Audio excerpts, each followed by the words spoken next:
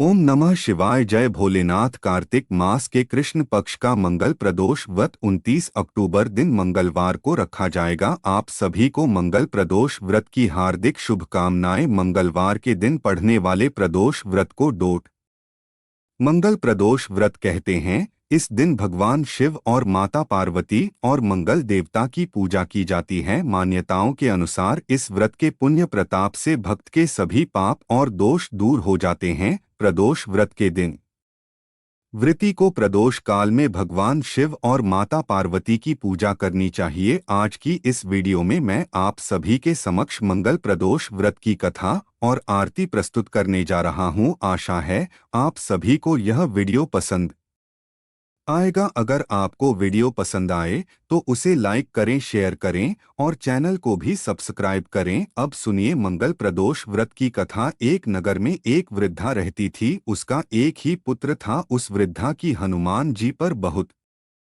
गहरी आस्था थी। वह हर मंगलवार का व्रत रखती थी और हनुमान जी की पूजा आराधना करती थी। एक बार हनुमान जी ने अपनी भक्तिनी उस वृद्ध महिला की श्रद्धा का परीक्षण करने का विचार किया। हनुमान जी साधु का वेश धारण कर वृद्धा के घर गए और पुकारने लगे कि है कोई हनुमान भक्त जो हमारी इच्छा पूर्ण करें। तब आवाज उस वृद्धा के कान में पड़ी। पुकार सुनकर वृद्धा जल्दी से बाहर आई और साधु को प्रणाम कर बोली, आज्ञा महाराज। हनुमान वेशधारी साधु बोले, मैं भूखा हूँ, भोजन करूंगा।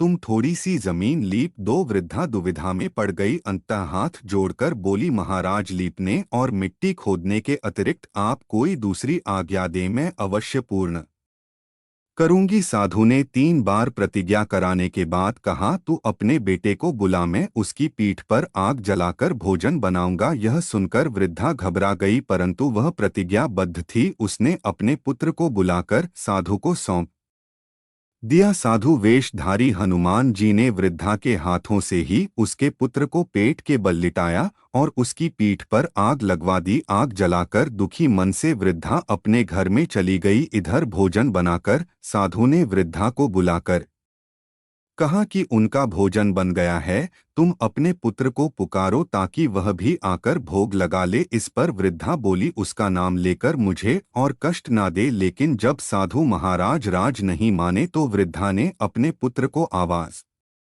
लगाई। वह अपनी मां के पास आ गया और अपने पुत्र को जीवित देखकर वृद्धा को बहुत आश्चर्य हुआ। वह साधु के चरणों में गिर पड़ी। तब हनुमान जी अपने वास्तविक रूप में प्रकट हुए और वृद्धा को भक्ति का आशीर्वाद दिया। तो प्रेम से बोले, शंकर भगवान की जय हो, बजरंग बली की जय हो। अब आप सुनिए दूसरी कथा। प्राचीन समय की बात है। एक नगर में सेठ धन दौलत और वैभव से संपन्न था। वह अत्यंत दयालु था। उसके यहाँ से कभी कोई भी खाली हाथ नहीं लौटता था। वह सभी को जी भरकर दान दक्षिणा देता था। लेकिन दूसरों को सुखी देखने वाले सेठ और उसकी पत्नी स्वयं काफी दुखी रहते थे। दुख का कारण था उनकी संतान का ना होना। संतानहीनता के कारण दोनों बहुत दुखी रहते थे। एक दिन उन्होंने तीर्थ यात्रा पर जाने का निश्चय किया और अपने कामकाज सेवकों को सौंपकर वे चल दिए। अभी वे नगर के बाहर ही निकले थे कि उन्हें एक विशाल वृक्ष के नीचे समाधि लगाए हुए एक तेजस्वी साधु दिखाई दिए। दोनों ने सोचा कि साधु महाराज से आशीर्वाद लेकर आगे की यात्रा शुरू की जाए। पति पत्नी दोनों समाधि लीन साधु के सामने हाथ जोड़कर बैठ गए और उनकी समाधि टूटने की प्रतीक्षा करने लगे। सुबह से शाम और फिर रात हो गई, लेकिन साधु की समाधि नहीं टूटी। मगर सेठ पति पत्नी धैर्य पूर्वक हाथ जोड़कर पूर्ववत बैठे रहे। अंततः अगले दिन प्रातःकाल साधु समाधि से उठे। सेठ पति पत्नी को देखकर वह मंद मंद मुस्काए और आशीर्वाद स्वरूप हाथ उठाकर बोली, मैं तुम्हारे अंतर मन की कथा भाप गया हूँ वत्स। मैं तुम्हारे धैर्य और भक्ति भाव से अत्यंत प्रसन्न हूँ। साधु ने संतान प्राप्ति के लिए प्रदोष व्रत करने की विधि समझाई और भगवान शंकर की वंदना बताई। हे रुद्रदेव शिव, आपको नमस्कार है। शिव शंकर जगत गुरु नमस्कार है। हे नीलकंठ सुर नमस्कार है। शशि मौली चंद्र सुख नमस्कार है। हे उमाकांत सुदी नमस्कार है। उग्र रूप मन नमस्कार है। ईशान ईश प्रभु नमस्कार है, विश्वेश्वर प्रभु शिव नमस्कार है, हे शिव शंभु आपको नमस्कार है। इस विधि और इस स्तुति को जानने के बाद तीर्थ यात्रा के बाद दोनों सेठ सेठानी वापस अपने घर को लौटे और नियम पूर्वक प्रदोष का व्रत किया। व्रत के प्रभाव से और शिवजी की कृपा से सेठ की पत्नी ने एक सुंदर पुत्र को जन्म दिया। प्रेम से बोलिए माता पार्वती और भगवान शंकर की जय। अब आप सुनिए भगवान शिव की कथा। बहुत समय पहले वास्कल नामक गांव में बिंदुकुरी माँ और महापाप था। उसकी स्त्री बहुत सुंदर थी, उसका नाम चंचला था। वह सदा उत्तम धर्म का पालन करती थी, परंतु बिंदु वैश्यागामी था। इस तरह कुकर्म करते हुए बहुत समय व्यतीत हो गया। उसकी स्त्री काम से पीड़ित होने पर भी सधर्म नाश के भय से क्लेश सहकर भी काफी समय तक धर्म भ्रष्ट नहीं हुई, परंतु आगे चलकर वह भी अपने दुराचारी पति के आचरण से प्रभावित होकर दुराचारी और अपने धर्म से विमुख हो गई। इस तरह दुराचार में डूबे हुए उन पति पत्नी का बहुत सा समय व्यर्थ बीत गया। वैश्यगामी दूषित बुद्धि वाला वह दुष्ट ब्राह्मण बिंदु समय अनुसार मृत्यु को प्राप्त होकर नरक में चला गया। बहुत समय तक नरक के दुखों को डोट भोग कर वह मूढ़ बुद्धि पापी विद्य पर्वत पर भयंकर पिशाच हुआ। इधर उस दुराचारी बिंदु के मर जाने पर वह चंचला नामक स्त्री बहुत समय तक पुत्रों के साथ अपने घर में रहती रही। पति की मृत्यु के बाद वह भी अपने धर्म से गिरकर पर पुरुषों का संग करने लगी थी। सती विपत्ति में भी अपने धर्म का पालन करना नहीं छोड़ती। यही तो तप है, कठिन तो होता है लेकिन इसका फल मीठा होता है। एक दिन दैव योग से किसी पुण्य पर्व के आने पर वह अपने भाई बंधुओं के साथ गोकर्ण क्षेत्र में गई। उसने तीर्थ के जल में स्नान किया और बंदी जनों के साथ यहाँ वहाँ घूमने लगी। वह एक देव मंदिर में गई। वहाँ उसने एक ब्राह्मण के मुख से भगवान शिव की परम पवित्र एवं मंगलकारी कथा सुनी। ब्राह्मण कह रहे थे कि जो स्त्रियां व्यभिचार करती हैं वे मरने के बाद जब यमलोक जाती है तब यमराज के दूत उन्हें तरह तरह से यंत्रणा देते हैं कि वे उसके कामांगर के डंडों से दागत हैं, तप्त लौह के डंडों से उसका सर्ग कराते हैं। यह सारे दंड इतनी वेदना देने वाले होते हैं कि जीव पुकार पुकार कर कहता है कि अब वह ऐसा नहीं करेगा, लेकिन यमदूत उसे छोड़ते नहीं है। कर्मों का फल तो सभी को भोगना पड़ता है। देव ऋषि मनुष्य सभी इससे बंधे हुए हैं। ब्राह्मण के मुख से यह वैराग्य बढ़ाने वाली कथा को सुनकर चंचला भय से व्याकुल हो गई। कथा समाप्त होने पर सभी लोग वहां से चले गए। तब कथा बाँच वाले ब्राह्मण देवता से चंचला ने कहा, हे ब्राह्मण, धर्म को न जानने के कारण मेरे द्वारा बहुत बड़ा दुराचार हुआ है। स्वामी मेरे ऊपर कृपा कर मेरा उद्धार कीजिए। आपके प्रवचन को सुनकर मुझे इस संसार से वैराग्य हो गया है। मुझ मूढ़ चित्त वाली पापिनी को धिक्कार है। मैं निंदा के योग्य हूँ। मैं बुरे विषयों में फंसकर अपने से विमुख हो गई थी। कौन मुझ जैसी को मार्ग में मन लगाने वाली पापिनी का साथ देगा?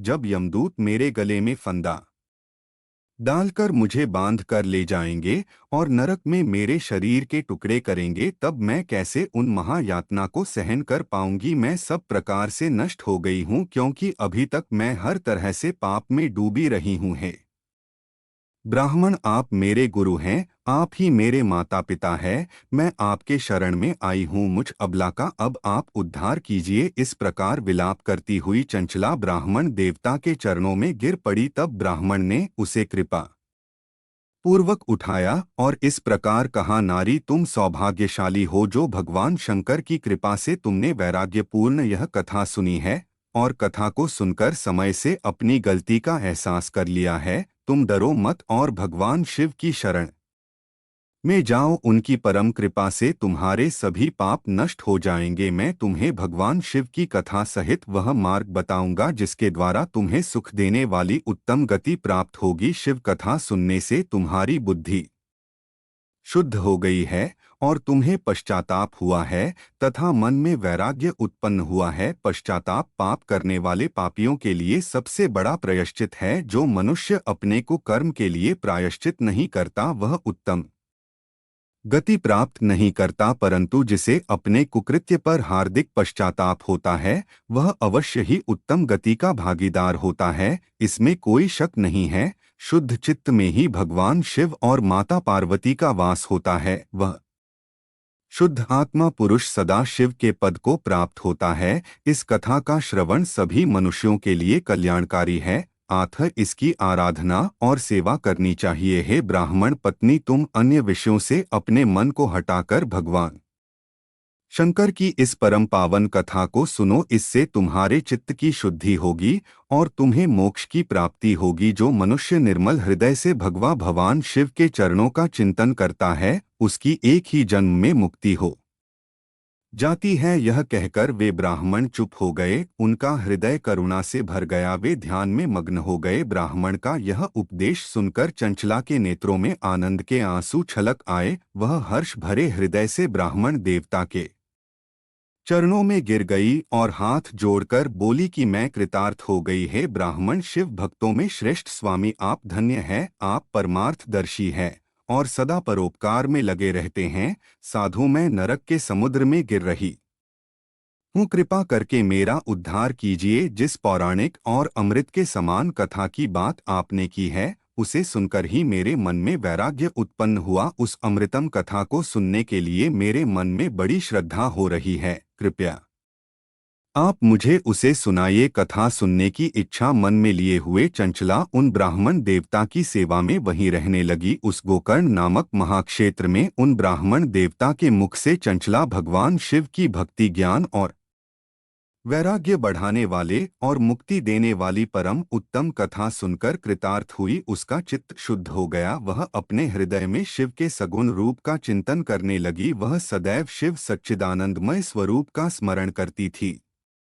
इसके बाद अपना समय पूर्ण होने पर चंचला ने बिना किसी कष्ट के अपना शरीर त्याग दिया। उसे लेने के लिए एक दिव्य विमान वहां पहुंचा। यह विमान शोभा साधनों से सजा था और शिव गणों से सुशोभित था। चंचला विमान से शिवपुरी पहुंची। उसके सारे पा धुल गए। वह दिव्य रूप धारिणी दिव्यांगना हो गई थी। वह गौरांग देवी मस्तक पर अर्धचंद्र का मुकुट और अन्य दिव्य आभूषण पहने शिवपुरी में पहुंची। वहां उसने सनातन देवता त्रिनेत्र धारी महादेव शिव को देखा। सभी देवता उनकी सेवा में भक्ति भाव से उपस्थित थे। उनकी अंग कांति करोड़ों सूर्य के समान प्रकाशित हो रही थी। 5 मुख और हर मुख में 3-3 नेत्र थे। मस्तक पर अर्धचंद्र आकार मुकुट शोभायमान हो रहा था। कंठ में नील चिन्ह। उनके साथ में देवी गौरी विराजमान थी, जो विद्युत पुंज के समान प्रकाशित हो रही थी। महादेव जी की कांति कपूर के समान गौर थी। उनके शरीर पर श्वेत वस्त्र थे तथा शरीर श्वेत भस्म से युक्त था। इस प्रकार भगवान शिव के परम उज्ज्वल रूप के दर्शन कर चंचला बहुत प्रसन्न हुई। उसने भगवान को बारंबार प्रणाम किया और हाथ जोड़कर प्रेम, आनंद और संतोष से युक्त होकर विनीत भाव से खड़ी हो गई।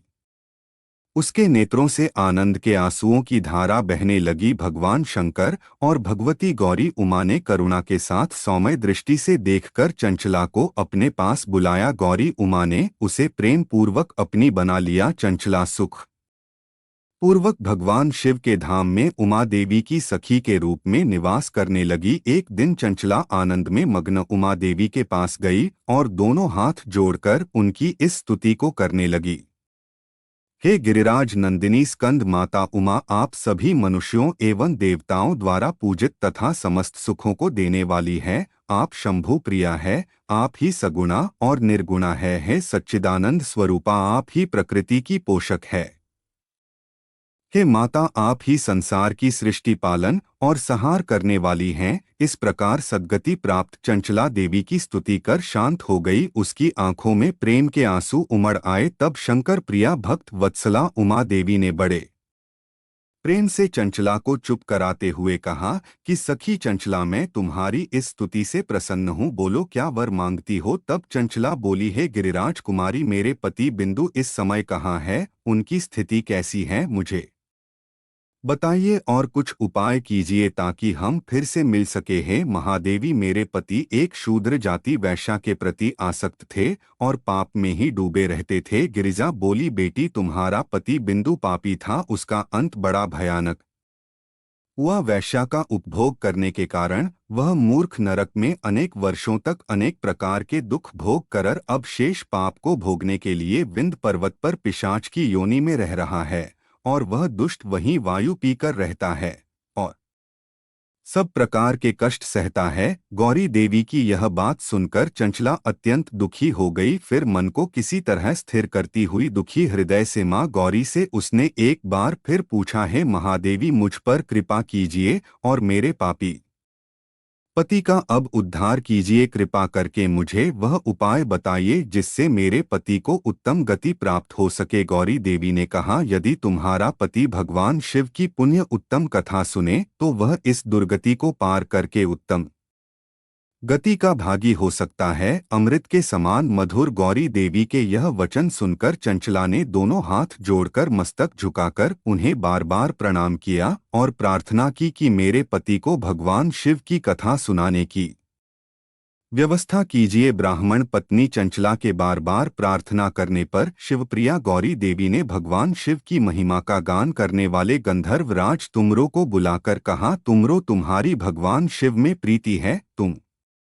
मेरे मन की सभी बातें जानकर मेरे कार्यों को सिद्ध करते हो तो मेरी इस सखी के साथ विंध्य पर्वत पर जाओ। वहां एक महाघोर और भयंकर पिशाच रहता है। पूर्व जन्म में वह पिशाच बिंदुकुरी चंचला का पति था। वह वैश्या गामी हो गया था। वह स्नान संध्या आदि नित्य कर्म छोड़कर अपवित्र रहने लगा। क्रोध के कारण उसकी बुद्धि भ्रष्ट हो गई थी। दर्जनों से उसकी मित्रता तथा सज्जनों से द्वेष बढ़ गया था। वह अस्त्र शस्त्र से हिंसा करता, लोगों को सताता और उनके घरों में आग लगा देता था। चांडाल से दोस्ती करता और वह रोज वैश्या के पास जा जाता था। पत्नी को त्याग कर दुष्ट लोगों से दोस्ती कर उन्हीं के संपर्क में रहता था। वह मृत्यु तक दुराचार में फंसा रहा। मृत्यु के बाद उसे पापियों के भोग स्थान यमपुरी में ले गए। वहां घोर नरकों को सहकर इस समय वह विंध्य पर्वत पर पिशाच बनकर रह रहा है और पापों का फल भोग रहा है।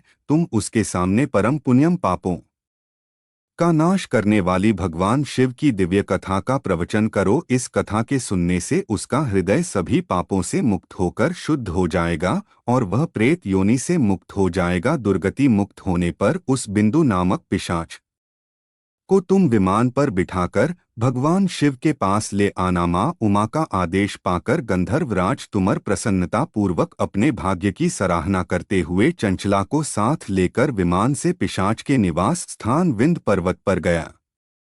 वहां पहुंचकर उसने विशाल आकृति वाले पिशाच को देखा। उसका शरीर विशाल था, उसकी ठोड़ी बड़ी थी। वह कभी हंसता, कभी रोता, कभी उछलता था। महाबली तुमर ने बिंदुकुरी के लिए स्थान तलाश कर मंडप की रचना की। शीघ्र ही इस बात का पता लोगों को चल गया कि एक पिशाच के उद्धार हेतु देवी पार्वती की आज्ञा से तुमरो भगवान शिव की कथा सुनाने विंध्य पर्वत पर आया है। उस कथा को सुनने के लोभ से बहुत से देवर्ष वहां पहुंच गए। सभी को आदर पूर्वक स्थान दिया गया। पिशाच बिंदु को पासों में बांधकर आसन पर बिठाया गया और तब तुमर ने परम उत्तम भगवान शिव की अमृत कथा का गान शुरू किया, जिससे सभी श्रोता कृतार्थ हो गए। परम पुण्यम कथा को सुनकर पिशाच सभी पापों से मुक्त हो गया और उसने पिशाच शरीर का त्याग कर दिया। शीघ्र ही उसका रूप दिव्य हो गया। उसका शरीर गौर वर्ण का हो गया। शरीर पर श्वेत वस्त्र एवं पुरुषों के आभूषण आ गए। इस प्रकार दिव्य देहधारी होकर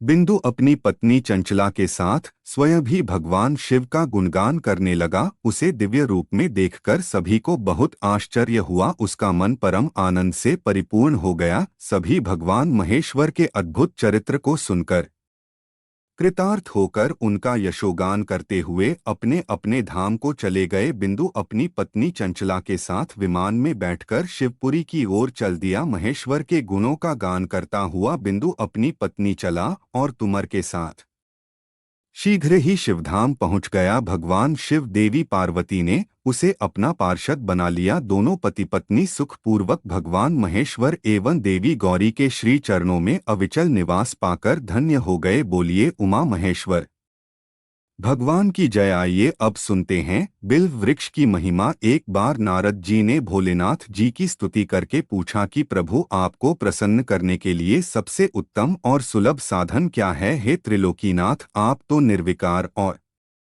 निष्काम है, आप सहज ही प्रसन्न हो जाते हैं। फिर भी मेरे जानने की इच्छा है कि आपको क्या प्रिय है। तब शिवजी बोले, नारद जी, वैसे तो मुझे भक्त के भाव सबसे प्रिय हैं, फिर भी आपने पूछा है तो मैं बताता हूँ। मुझे जल के साथ साथ बिल्व पत्र बहुत प्रिय है। जो अखंड पत्र मुझे श्रद्धा से अर्पित करते हैं, मैं उन्हें अपने लोक में स्थान देता हूँ। नारद जी भगवान शंकर और माता पार्वती की वंदना करके अपने लोक को चले गए। उनके जाने के पश्चात पार्वती जी ने शिव जी से पूछा कि हे प्रभु, मेरी यह जानने की बड़ी तीव्र इच्छा हो रही है कि आपको बेलपत्र इतने प्रिय क्यों हैं। कृपा करके मेरी जिज्ञासा को शांत कीजिए। तब शिवजी बोले, हे शिवे, बिल्व के पत्ते मेरी जटा के समान है। उसका त्रिपत्र यानी 3 पत्ते ऋग्वेद, यजुर्वेद और सामवेद हैं। शाखाएं समस्त शास्त्र का स्वरूप है। बिल्व वृक्ष को आप पृथ्वी का कल्प वृक्ष समझे, जो ब्रह्मा, विष्णु और शिव स्वरूप है। हे पार्वती, स्वयं महालक्ष्मी जी ने शैल पर्वत पर बिल्व वृक्ष रूप में जन्म लिया था। इस कारण भी बेल का वृक्ष मेरे लिए अति प्रिय है। महालक्ष्मी जी ने बिल्व का रूप धरा। यह सुनकर पार्वती जी कौतूहल में पड़ गई और पार्वती जी कौतूहल से उपजी जिज्ञासा को रोक ना पाई। उन्होंने पूछा, देवी लक्ष्मी ने आखिर बिल्व वृक्ष का रूप क्यों लिया? आप ये कथा विस्तार से कहे। तब भोलेनाथ ने देवी पार्वती जी को कथा सुनाना आरंभ किया। हे देवी, सतयुग में ज्योति रूप में मेरे अंश का रामेश्वर लिंग था। ब्रह्मा आदि देवों ने उसका विधिवत पूजन अर्चन किया था। इसका परिणाम यह हुआ कि मेरे अनुग्रह से वाणी देवी सबकी प्रिय हो गई। वे भगवान विष्णु को सतत प्रिय हो गई। मेरे प्रभाव से भगवान केशव के मन में वाग्देवी के लिए जितनी प्रीति उत्पन्न हुई, वह स्वयं लक्ष्मी जी को नहीं भाई। लक्ष्मी देवी का श्री हरि के प्रति मन में कुछ दुराव पैदा हो गया। वह चिंतित और रुष्ट होकर चुपचाप परम उत्तम श्री शैल पर्वत पर चली गई। वहां उन्होंने तप करने का निश्चय किया और उत्तम स्थान का चयन करने लगी। महालक्ष्मी ने उत्तम स्थान का निश्चय करके मेरे लिंग विग्रह की उग्र तपस्या प्रारंभ की। उनकी तपस्या कठोरतम होती जा रही थी। हे परमेश्वरी, कुछ समय के बाद महालक्ष्मी जी ने मेरे लिंग विग्रह से थोड़ा उधर्म में एक वृक्ष का रूप धारण कर लिया। अपने पत्तों और पुष्प द्वारा निरंतर मेरा पूजन करने लगी। इस तरह महालक्ष्मी जी ने लाखों वर्षों तक घोर आराधना की। अंततः उन्हें मेरा अनुग्रह प्राप्त हुआ। मैं वहां प्रकट हुआ और देवी से इस घोर तप की आकांक्षा पूछकर वर देने को तैयार हुआ। महालक्ष्मी जी ने मांगा कि श्री हरि के हृदय में मेरे भाव से वाघ देवी के लिए जो स्नेह हुआ है वह समाप्त हो जाए। तब शिवजी बोले, मैंने महालक्ष्मी जी को समझाया, श्री हरि के हृदय में आपके अतिरिक्त किसी और के ये कोई प्रेम नहीं है। वाग्देवी के प्रति उनका प्रेम नहीं अपितु श्रद्धा है। यह सुनकर लक्ष्मी जी प्रसन्न हो गई और पुनः श्री विष्णु के हृदय में स्थित होकर निरंतर उनके साथ विहार करने लगी। है पार्वती, महालक्ष्मी के हृदय का एक बड़ा विकार इस प्रकार दूर हो गया। इस कारण हरिप्रिया उसी वृक्ष रूप में सर्वदा अतिशय भक्ति से भरकर यत्न पूर्वक मेरी पूजा करने लगी। है पार्वती, इसी कारण विश्व का वृक्ष, उसके पत्ते, फल फूल आदि मुझे बहुत प्रिय है। मैं निर्जन स्थान में बिल्व वृक्ष का आश्रय लेकर रहता हूँ। बेल वृक्ष को सदा सर्व तीर्थ में एवं सर्व देवम मानना चाहिए। बिल्व पत्र, बिल्व फूल, बिल्व वृक्ष अथवा बिल्व काष्ठ के चंदन से जो मेरा पूजन करता है वह भक्त मेरा अति प्रिय है। बिल्व वृक्ष को शिव के समान ही समझो। वह मेरा शरीर है। जो बिल्व पर चंदन से मेरा नाम अंकित करके मुझे अर्पण करता है, मैं उसे सभी पापों से मुक्त करके अपने लोक में स्थान देता हूँ। हे देवी, उस व्यक्ति को स्वयं लक्ष्मी जी भी नमस्कार करती हैं जो मेरा पूजन करते हैं। जो बिल्व मूल में प्राण छोड़ता है उसको रुद्र देह प्राप्त होता है और ऐसे मनुष्य पर सदैव ही माता लक्ष्मी की कृपा रहती है और साथ ही साथ भगवान नारायण की कृपा भी उन पर सदैव बनी रहती है। प्रेम से बोलिए भगवान शिव और माता पार्वती की जय। अब आप सुनिए रुद्रषट्कम। नमामि शमीशान निर्वाण रूपम विभुम व्यापकं ब्रह्मा वेद स्वरूपम। निज निर्गुण निर्विकल्पण निरीह चिदाकाश माकाशवासं भजेहम निराकार मोकार मुनंतुरीय गिराज्ञान गोतीत मिशन गिरीशम कराल महाकाल कालं कृपालु गुणागार संसार पारन नतोहम तुषाराद्रि संकाश गौरंग गभीरं मनोभूत कोटि प्रभा श्री शरीरम स्फुरन्मौलि कल्लोलिनी चारुगंगा लसद्भाल बालेन्दु कंठे भुजंगा चलत्कुंडलं शुभ्र नेत्रं विशालं प्रसन्नान्न नीलकंठं दयालम मृगाधीश चर्मांबरण मुंडमालन प्रिय शंकरन सर्वनाथम भजामि प्रचंडं प्रकष्टं प्रगल्भं परेशं अखंडं अजं भानु कोटि प्रकाशम त्रैशूल निर्मूलनम शूल पाणिं भजेहम भवानीप्ति भाव गमयम कलातीत कल्याण कल्पांतकारी सदा सच्चिनांद दाता पुरारी चिदानंद संदोह मोहाफारी प्रसीद प्रसीद प्रभो मन्मथारी न यावद उमानाथ पादारविंदन भजंती लोके परेवा नराणां न तावद सुखम शांति संताप नाशन प्रसीद प्रभो सर्वं भूताधिवासन न जानामि योगं जपम नैव पूजा न तोहम सदा सर्वदा शंभु तुभ्यम जरा जन्म दुह खौग तातप्यमानम प्रभो पाहि आपन्नामामि शंभो रुद्राष्टकं इदं प्रोक्तं विप्रेण हर्षोतेये पठन्ति नरा भक्तया तेषां शंभो प्रसीदति इति श्री गोस्वामी तुलसीदासकरितन श्री रुद्राष्टकन प्रदोष व्रत की आरती। ओम जय शिव ओंकारा प्रभु हर शिव ओंकारा ब्रह्मा विष्णु सदाशिव अर्धांगी धारा। ओम जय शिव ओंकारा एका चतुरानन पंचानन नराज स्वामी पंचानन राजी हंसासन गरुड़ासन वृष वाहन साजी। ओम जय शिव ओंकारा दो भुज चार चतुर्भुज 10 भुज अति सोहे स्वामी 10 भुज अति सोहे त्रिगुण रूप ने रखते त्रिगुण रूप ने रखते त्रिभुवन जन मोहे। ओम जय शिव ओंकारा अक्षमाला वनमाला मुंडमाला धारी स्वामी मुंडमाला धारी त्रिपुरारी कंसारी करमाला धारी। ओम जय शिव ओंकारा श्वेतांबर पीतांबर बागंबर अंगे स्वामी बागंबर अंगे सनकादिक गरुणादिक भूतादिक संगी। ओम जय शिव ओंकारा करकी मध्यक मंडल चक्र त्रिशूलधारी स्वामी चक्र त्रिशूलधारी सुखकारी दुख हारी जग पालनकारी। ओम जय शिव ओंकारा ब्रह्मा विष्णु सदाशिव जानत अविवेका स्वामी जानत अविवेक प्रणवाक्षर में शोभित ये तीनों एका। ओम जय शिव ओंकारा त्रिगुण स्वामी जी की आरती जो कोई नर गावे स्वामी जो कोई नर गावे कहत शिवानंद स्वामी मनवांछित फल पावे। ओम जय शिव ओंकारा ओम जय शिव ओंकारा ओम जय शिव ओंकारा। बोलो भगवान भोलेनाथ की जय। आपको यह कथा पसंद आई हो तो वीडियो को लाइक कीजिएगा और कमेंट में भोलेनाथ जी और माता पार्वती जी की जय जरूर लिखिए। इसी के साथ आज आप हमारे चैनल चल पर कार्तिक मास महात्म में धनतेरस की पूजा विधि और धनतेरस की व्रत कथा का वीडियो भी जरूर सुनिए। जय भोलेनाथ।